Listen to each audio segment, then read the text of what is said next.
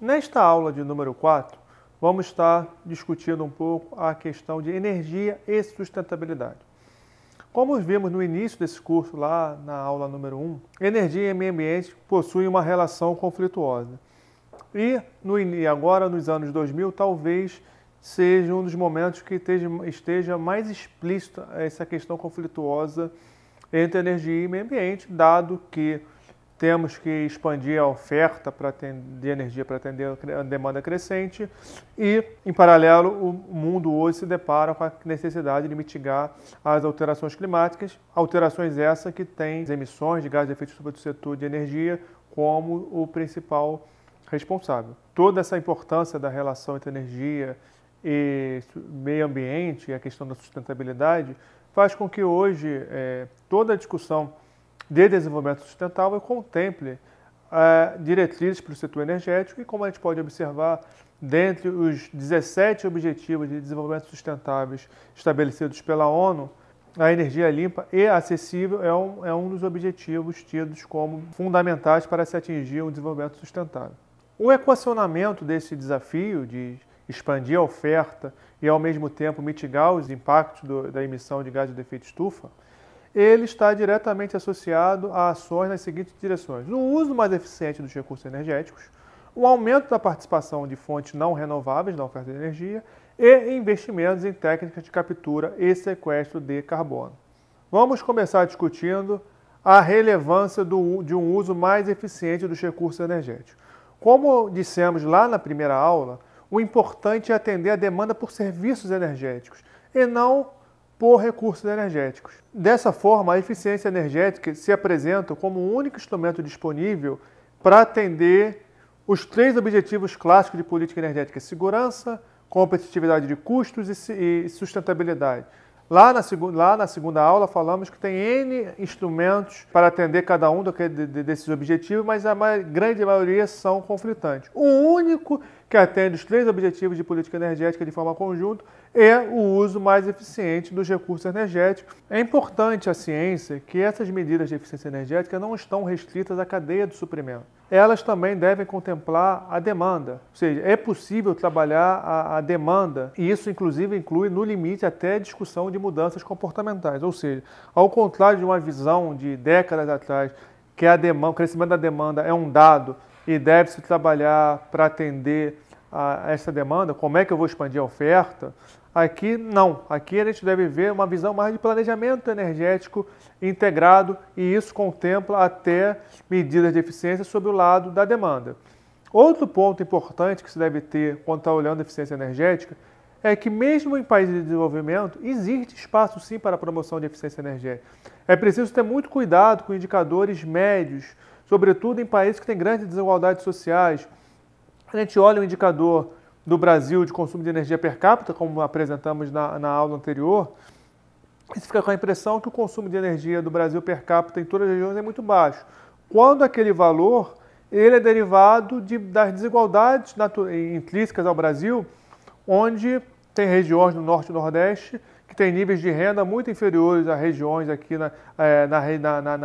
no Centro-Sul, e isso faz com que a média possa ser um valor baixo, mas no Centro-Sul, no Sudeste, sobretudo, existem uma infinidade de consumidores com padrões de consumo per capita bastante elevados, comparáveis aos padrões verificados na Europa Ocidental, e onde sim é possível se adotar medidas de eficiência energética. Dentro desta visão que eficiência energética não deve estar restrito a cadeia de suprimento e deve também considerar o lado da demanda, é importante o entendimento que a discussão de eficiência energética, em realidade, começa um passo antes do setor energético. A discussão deve envolver diretrizes de política econômica e de políticas de desenvolvimento, pois, embora a relação entre desenvolvimento e consumo de energia seja inequívoca, é possível implementar políticas públicas voltadas a garantir que a economia cresça, focadas em setor de maior valor agregado, tornando-se assim menos intensivo o uso de energia. Ou seja, é possível tentar implementar políticas que consigam fazer um relativo desacoplamento entre o crescimento econômico e o aumento do consumo de energia. A análise da trajetória da intensidade energética nos países desenvolvidos, ela é bastante ilustrativa da possibilidade que existe de se realizar o desacoplamento entre o crescimento econômico e o nível de consumo de energia.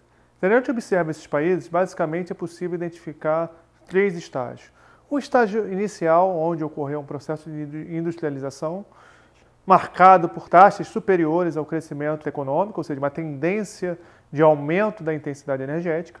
No momento seguinte, maturação da economia industrial, o mesmo setor industrial indo em direção a setores de maior valor agregado, crescente importância do setor terciário da economia, então começa a acontecer uma tendência de estagnação da intensidade energética, para que num terceiro momento ocorra a difusão de economia mais baseada em serviços, redução relativa dos setores energointensivos e existe uma redução da intensidade energética. Tendo conhecimento dessa trajetória, é possível se delinear políticas de promoção de crescimento baseados em setores com maior valor agregado e menos energointensivos. É evidente que, por trás dessa trajetória nos países desenvolvidos, existe uma reordenação das atividades econômicas ao redor do mundo todo, porque a atividade primária que deixou de ser feita num país desenvolvido, ela passou a ser feita em algum país com menor nível de desenvolvimento. Então, não é possível se imaginar uma trajetória dessa de desacoplamento em nível mundial. Mas para alguns países, como é o caso do Brasil, que já tem uma estrutura industrial diversificada, que já tem um setor terciário bastante robusto, é sim possível se pensar em políticas focadas em setores da economia de maior valor agregado e menos energointensivos para fazer esse desacoplamento. Políticas desse tipo são conhecidas como políticas leapfrog. Quando observamos a evolução da intensidade energética entre 1990 e 2015 e, ao mesmo tempo, comparando o comportamento dos países da OCDE com os países não pertencentes à OCDE, nota-se que tanto os países da OCDE quanto os países não pertencentes à OCDE e, por consequência, a intensidade energética mundial, de 1990 para 2015, essas intensidades foram reduzidas, em grande medida por avanços em questões relativas à eficiência energética. Porém, nota-se que os países não pertencentes à OCDE continuam com níveis de intensidade energética superiores àqueles verificados nos países da OCDE. Quando voltamos a trazer a discussão para o cerne do setor energético e voltamos a discutir medidas de eficiência energética que possibilitem o uso mais eficiente dos recursos energéticos, é importante fazer a distinção que existe desde medidas que podem ser implementadas de forma imediata, que é relativas à eliminação de desperdício, até medidas de curto e médio prazo, que são inerentes à substituição de equipamentos por tecnologias mais eficientes, tanto no setor industrial quanto no setor residencial. No setor industrial, muitas das vezes, essas medidas tendem a ser mais atrativas e serem implementadas com maior velocidade quando o equipamento já está totalmente depreciado, ou então, ou mais do que depreciado, quando ele está chegando no fim, já está no fim da vida útil dele e necessariamente tem que se fazer a substituição daquele equipamento. Uma lógica que também deve ter serventia para os consumidores em nível residencial. Países como o Brasil hoje, os eletrodomésticos já vêm com o selo do Procel, indicando níveis de eficiência energética, então já tem alguns indicadores ali para o consumidor escolher o equipamento que seja mais eficiente. É evidente que a lógica do consumidor, tanto industrial quanto residencial, é analisar se o menor dispêndio que ele vai ter com energia por aquele equipamento ser mais eficiente compensa o maior custo que eventualmente ele vai ter na aquisição do equipamento. Quando o equipamento mais eficiente também é o mais barato, a escolha fica muito óbvia, não tem muito o que se pensar. Só que as medidas de eficiência energética não estão nem entrando aqui nos ganhos de eficiência do lado da cadeia produtiva, como, por exemplo, os ganhos de eficiência ao longo das últimas décadas na eficiência da geração termoelétrica a carvão. Estamos nem entrando no lado da cadeia de suprimento, mas aqui olhando coisas muito focadas na demanda.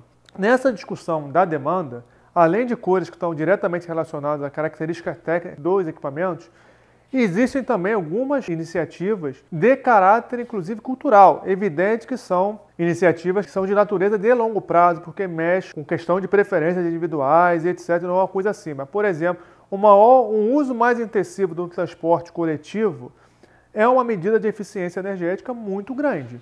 Porque entre um ônibus que esteja carregando 60 pessoas movido a óleo diesel, e mesmo que esse ônibus esteja emitindo mais poluentes do que um carro a gasolina, possivelmente ele está tendo uma função muito mais eficiente, porque esse ônibus está carregando 60 pessoas, enquanto um carro deve estar carregando provavelmente uma pessoa. Então, o número de carros que estariam circulando para transportar a mesma quantidade de pessoas que esse único ônibus transporta é tão maior que se torna muito evidente que é uma solução muito mais eficiente estar se utilizando esse ônibus do que carros para transportar pessoas de forma praticamente individual na maioria dos casos. Agora, é evidente que é uma medida de caráter cultural que a implementação é de longo prazo, mas não deve ser descartada e já começamos a ver algumas iniciativas de transporte solidário, de carona compartilhada, etc. e tal. Então, mesmo que de forma ainda muito embrionária,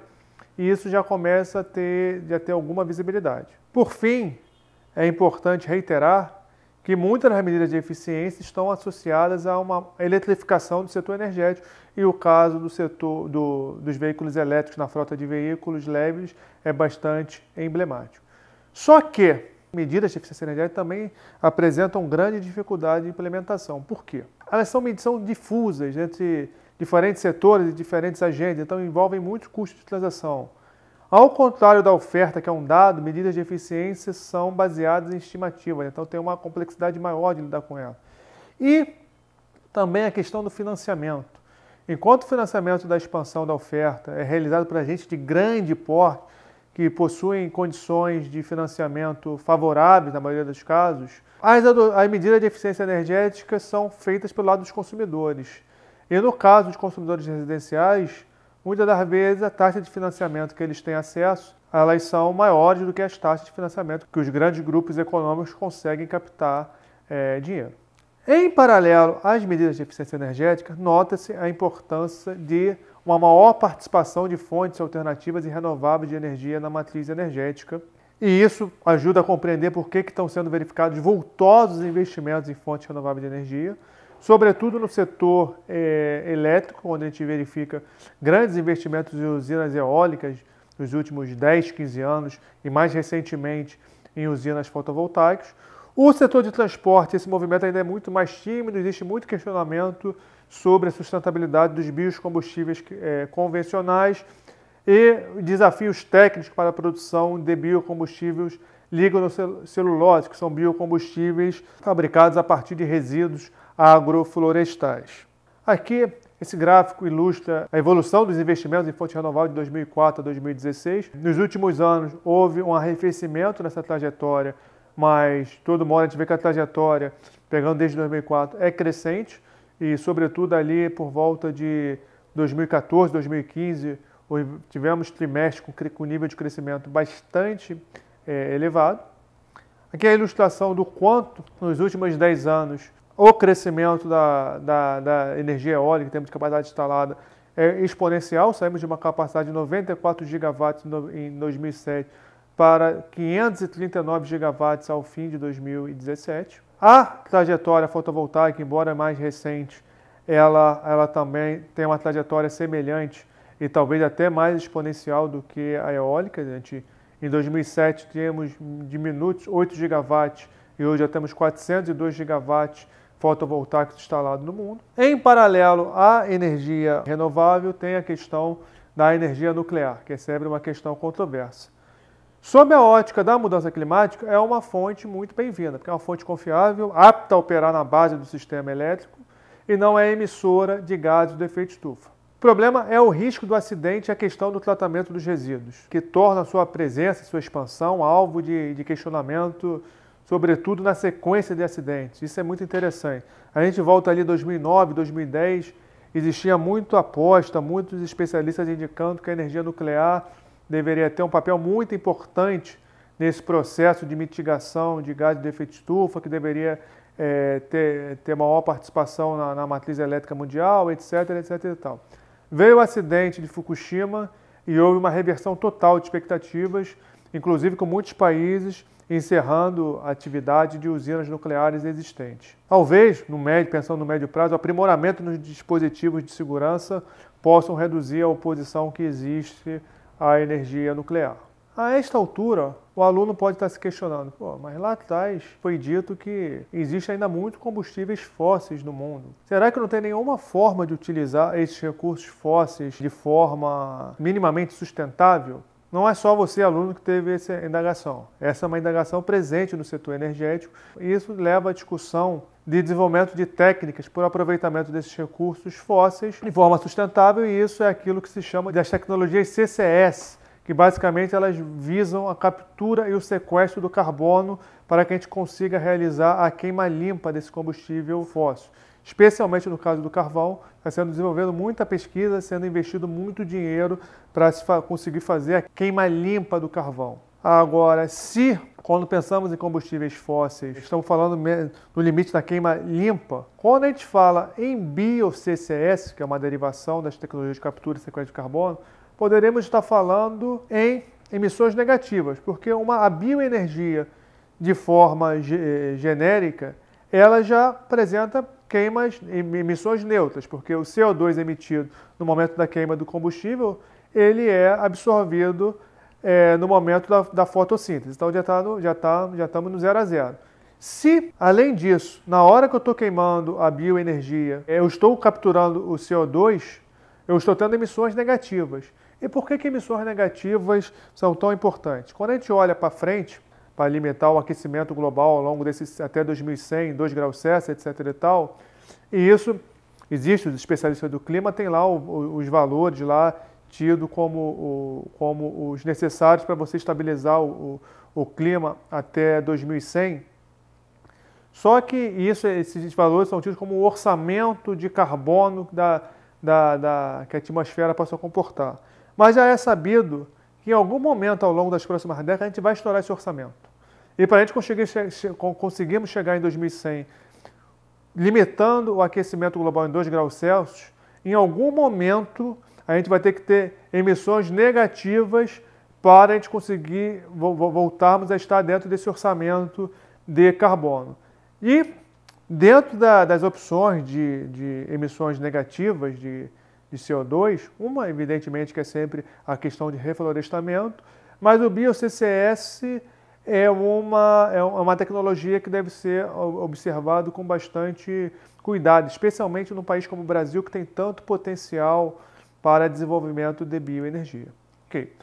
Apresentamos algumas opções aqui tecnológicas e, sobretudo, ressaltando a importância das tecnologias de redução, as medidas de eficiência energética e a importância de investimento em fontes renováveis, que talvez sejam hoje as duas iniciativas que estão mais sendo implementadas e onde está sendo realizado mais investimentos no sentido de descarbonizar o setor energético, mas temos que tentar olhar também isso de forma meio que sistêmica. Então esse gráfico aqui tende a apresentar as reduções de hoje até 2050 por setor, e a gente verifica que prospectos que a maior parte da redução das emissões estariam derivadas do setor elétrico, certo?